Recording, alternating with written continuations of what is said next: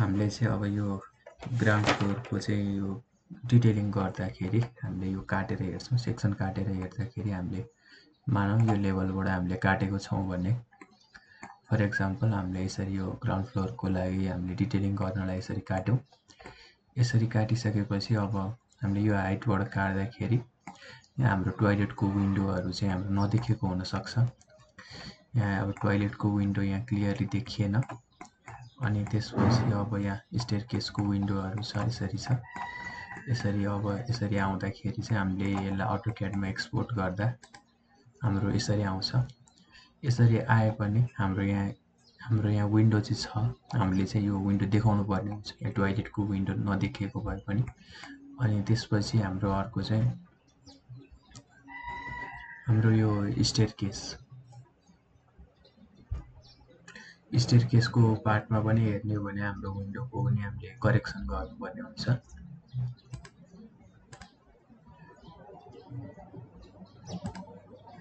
हामीले यहाँ हेऱ्यौँ भने हाम्रो यो लाइन हुँदैन स्टेयरकेसको, अनि यो टोयलेटको यो विन्डो चाहिँ हामीले एड गर्नुपर्ने हुन्छ। स्केचअपबाट हामीले क्रस सेक्सन यो सेक्सन काटेर ग्राउन्ड फ्लोरको डिटेलिङ गर्दा यो विन्डोहरू चाहिँ राम्रोसँग आए पनि यो यस्तो यो पार्ट यो टोयलेटको विन्डो अब यो हाइट नमिलेको भएर यसलाई हल्का माथि लगेर यसरी मिलाउँदा पनि हुन्छ। यसरी यो यहाँ हेर्ने हो भने हाम्रो त विन्डो त छ, अनि हामीले क्रस सेक्सन यहाँ काट्दाखेरि नदेखिएको हुनसक्छ। हो त्यस्तो केसमा चाहिँ हामीले यो मिलाउनु पर्ने हुन्छ, करेक्सन गर्नुपर्ने हुन्छ। करेक्सन चाहिँ अब हामीले आफै यो 3D मोडल हेर्दै करेक्सन पनि गर्ने हो। अब यहाँ हेर्ने हो भने यहाँ यसरी विन्डो छ, क्रस सेक्सन काटेको छ। हामीले चाहिँ यहाँ हामीले फाइनल ड्रइङमा चाहिँ हामीले यसरी हामीले यहाँ यसरी पनि विन्डो ल्याएर राख्छौँ टोयलेटमा। हामीले नदेखाए पनि यहाँ हाम्रो नदेखाए पनि हामीले करेक्सन गर्दाखेरि राख्ने। अनि यो पार्ट यो स्टेयरकेसको भयो, स्टेयरकेसको यो विन्डोलाई यसरी राख्ने भयो। अनि अर्को हामीले चाहिँ ह्याच गर्दाखेरि ध्यान दिनुपर्ने कुरा चाहिँ हाम्रो एउटा ढलानदेखि अर्को ढलानसम्म पुरै हाइटमा वाल छ भने मात्र हामीले त्यसलाई ह्याच गर्छौँ। जस्तै कि हामीले यो वालहरू ह्याच गरेको छ, ह्याच गरेको वालहरू छ। यो ह्याच गरेको वालहरू सबै चाहिँ ग्राउन्ड फ्लोरमा एउटा ढलानदेखि अर्को ढलानसम्म हुन्छ, उठेको हुन्छ। जस्तै कि अब यहाँ प्लिन्थ लेभलदेखि अर्को ढलानसम्म स्ल्याबसम्म चाहिँ भएको चाहिँ हामीले चाहिँ अनि त्यस्तोलाई मात्र हामीले चाहिँ ह्याच गर्ने हो, नभए चाहिँ कम्प्लिट नभएकोलाई ह्याच गरिँदैन। जस्तै कि यसलाई हेर्ने हो भने यो पार्ट पनि हाम्रो ढलानै छ। यो पुरै यो एउटा तल प्लिन्थदेखि अर्को ढलानसम्म भएको भएर हामीले यसलाई ह्याच गर्नुपर्ने हुन्छ काटेको पार्टलाई। अब काटेको पार्टलाई ह्याच गर्दाखेरि हामीले हेऱ्यौँ भने यो पार्टलाई चाहिँ हामीले ह्याच गर्दाखेरि ARCONC कङ्क्रिट हो, त्यही भएर कङ्क्रिटको भएर ARCONCले ह्याच गर्छौँ। अनि यतापट्टि पनि यो हाम्रो बाहिरको डिजाइन हामीले हेर्ने हो भने यतापट्टि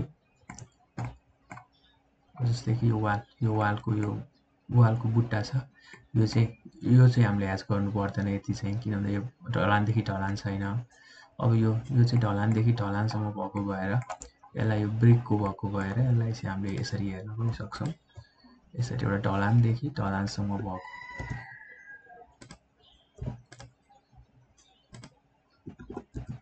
जस्तै कि ढलानदेखि ढलानसम्म यसलाई पनि हामीले ह्याच गर्छौँ। यसलाई पनि हामीले यो पार्टलाई हामीले ह्याच गर्छौँ। यो पार्टलाई चाहिँ हामीले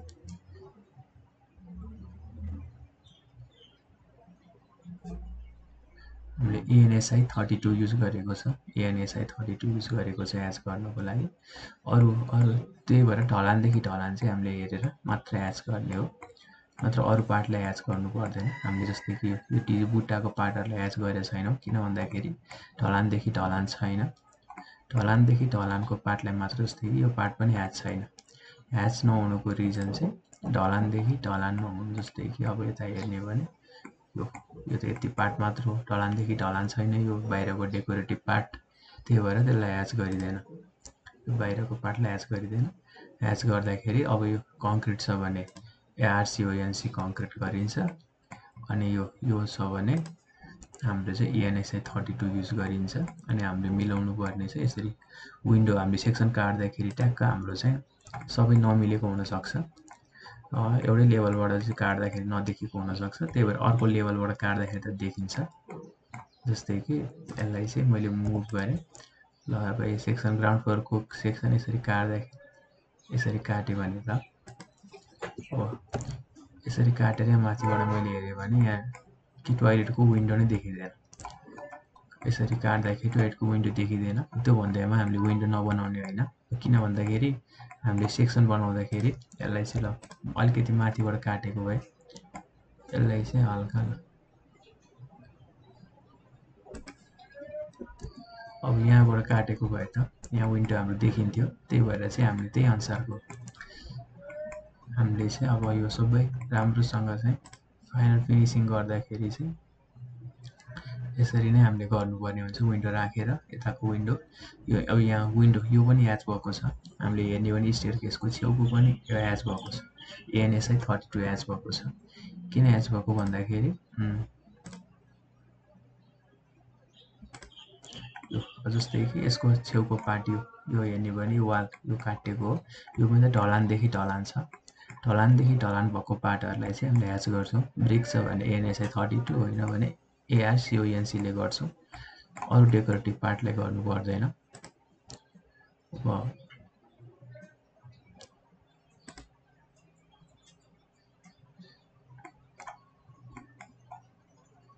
हामीले मेन ध्यान दिनुपर्ने हाम्रो मिस्टेक भने त्यही हो। जस्तै कि अब यो ARCONC अब कुनलाई ह्याच गर्ने कुनलाई ह्याच नगर्ने हुनसक्छ। यसलाई पनि ह्याच गर्नु पर्यो। ढलानदेखि ढलानलाई ह्याच गर्ने, अरूलाई पर्दैन।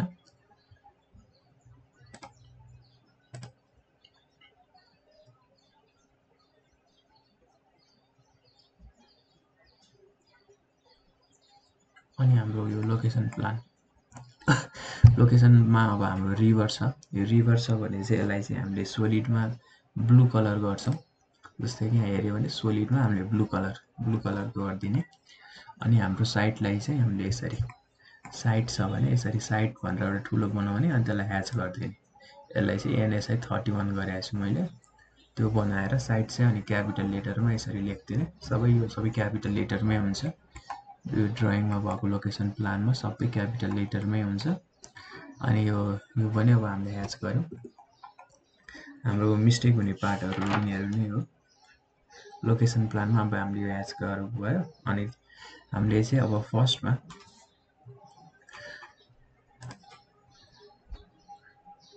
यो गरिसकेपछि अब अननेसेसरी लाइन छ भने त्यसलाई सफा गर्दा पनि हुन्छ।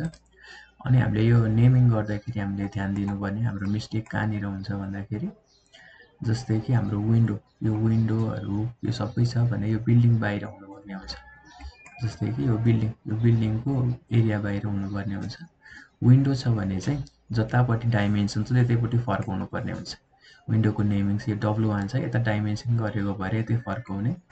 अर्को W1 यता छ भने यतै डाइमेन्सन गरेकोतिर फर्काउने। डोरको लागि चाहिँ फेरि जहिले पनि यता सिधै हुन्छ। डोर D1 यता भयो, अब D2 पनि यतै भयो। D3 हामीले हेर्ने हो भने D3 हामीले यता फर्काएर राख्दैनौँ। डोरको चाहिँ हामीले जहिले पनि सिधै यसरी रिड गर्न मिल्ने नै राख्छौँ। डोरको चाहिँ हामी कहिले पनि गर्दैनौँ। तर विन्डोको चाहिँ जता डाइमेन्सन छ त्यतै। जस्तै कि यो यता डाइमेन्सन भएको भएर विन्डो यतैपट्टि भयो, W3 यतै भयो। अब यतै डाइमेन्सन भयो, विन्डोको यता सजिलो भयो। अनि अर्को विन्डोको यतैपट्टि भयो। यो चाहिँ हामीले हाम्रो कमन मिस्टेक हुने पार्टहरूलाई हामीले मिलाउनु पर्ने हुन्छ। जता डाइमेन्सन त्यतै विन्डोको चाहिँ डोरको चाहिँ जहिले पनि सिधा नै हुन्छ। यो हामीले याद गर्नुपर्ने कुरा भयो।